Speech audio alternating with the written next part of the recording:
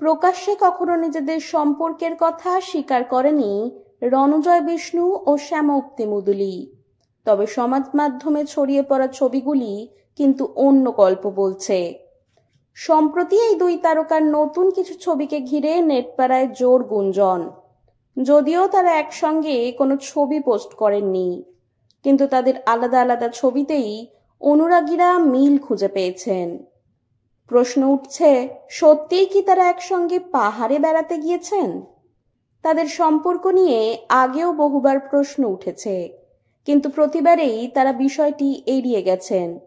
শোনা যায়, good day ধারাবাহিকের শুটিং চলাকালীন তাদের মধ্যে ঘনিষ্ঠতা তৈরি হয়েছিল। পরবর্তীতে একটি মিউজিক ভিডিওতেও একসঙ্গে কাজ করেছেন তারা। কয়েকদিন আগেই শেষ হয়েছে রণজয়ের জনপ্রিয় ধারাবাহিক কোন গোপনে মন ভেসেছে।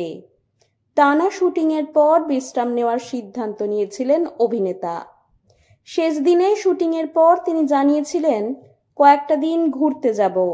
কিছুদিন আগে তার ইনস্টাগ্রামে পোস্ট হওয়া ছবিগুলিতে দেখা গিয়েছে কাঞ্চনজঙ্ঘার মনোরম দৃশ্য।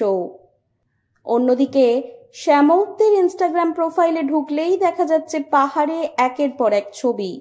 দার্জিলিংয়ের ম্যাল রোডে হাসি মুখে হাঁটছেন অভিনেত্রী। সেই সব ছবি দেখেই অনুরাগীরা দুয়ে দুয়ে চার মিলিয়ে ফেলেছেন। তবে কি রণজয় ও শ্যামউক্তি একসঙ্গেই ঘুরতে গিয়েছেন?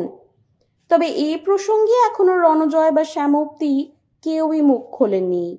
তাদের নীরবতাই যেন আরো বাড়িয়ে দিচ্ছে জল্পনা।